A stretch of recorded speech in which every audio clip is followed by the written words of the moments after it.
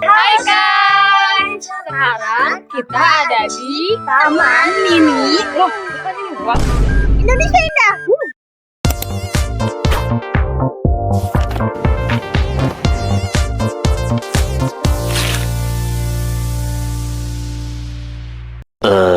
Jalanan eksplorasi budaya kita berangkat dari mana? Museum Indonesia. First thing first, kita masuk dari gerbang depan tapi bingung di mana pintu masuknya. Ketemu kaca. Mirror selfie dulu nggak sih? Lights, camera, action. Dari kaca kita lanjut belok kiri, lurus jalan ke Ini pintu masuknya, ada tertibnya juga loh. Dari lantai 1, kita langsung salvo ke bagian yang keren banget. Lukisan kaca peta Citra Indonesia. Penggagas dari lukisan ini adalah Bapak Sudarmansyih C. Hadamais yang dituangkan dalam bentuk lukisan kaca oleh Rastika dan Sauya. Lukisan ini menggunakan teknik reverse painting, yaitu menggambar dari bagian belakang kaca. Yang bikin menarik, lukisan ini menggambarkan Indonesia dari berbagai pulau dengan ciri khasnya. Ada unsur pakaian dan juga rumah adat. Nah, kalau diperhatiin lagi, bagian logo itu bermotif batik Megamendung, yang menjadi simbol bahwa batik itu udah jadi identitas nasional. Nah, geser ke sebelah kiri ada bagian alat musik tradisional. Di sini kita lihat alat musik dari berbagai daerah. Ada yang ditiup, dipukul, dan dipetik. Setelah itu kita masuk ke bagian topeng. Topeng-topeng di sini ekspresif banget, seakan bilang aku baik-baik aja, padahal enggak. Nah, dua topeng ini terinspirasi dari kisah Panji, yaitu cerita klasik tentang seorang ksatria yang mengalami perjalanan cinta penuh rintangan, sempat terpisah, lalu akhirnya bersatu kembali. Kisah Panji ini penting karena jadi bagian dari tradisi seni pertunjukan Nusantara, seperti tari topeng. Jadi, topeng itu bukan cuma hiasan, tapi alat untuk menyampaikan cerita, emosi, dan karakter. Di museum ini juga menampilkan bagian Indonesia sebagai negara agraris dan maritim.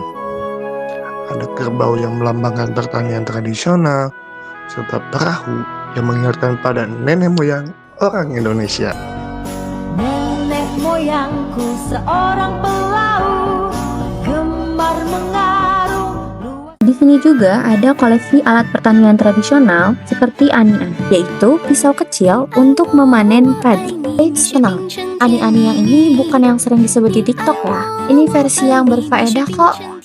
Karena Indonesia ini kaya, kekayaan Indonesia bisa tercermin dari kain-kainnya.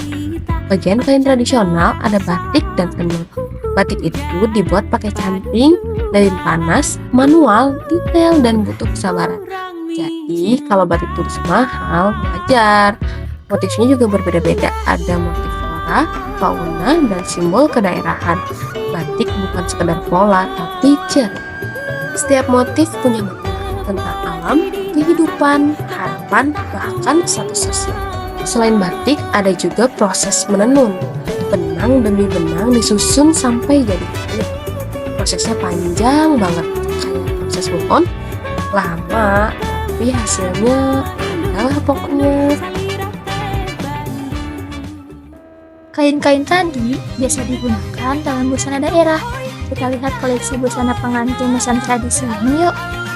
Yang pertama yang ini ada busana adat dari Ternate yang penuh akan perhiasan, detail, dan juga kilau emas bukan perak. Ini menunjukkan kehormatan dan strata sosial pada masa itu.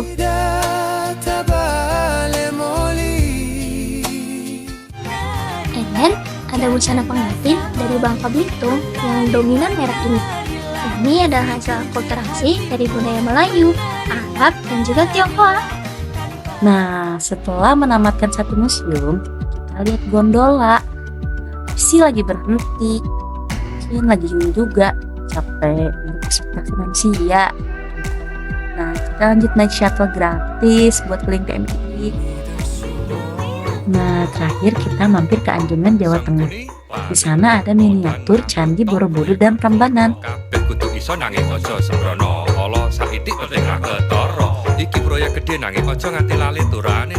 Lalu kita lihat rumah adat kudus yang disebut Rumah Joglo.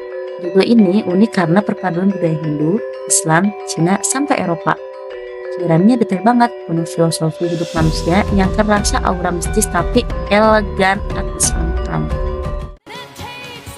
Dan dari sini kita sadar Semua itu bukan cuma bagus, Tapi juga identitas, sejarah, dan cara manusia bercerita. Oke, sepertinya eksplorasi budaya kita berhenti di sini. Karena Ini kenapa berhenti? Karena tidak dibutuhkan sama lagi. Jadi berhenti.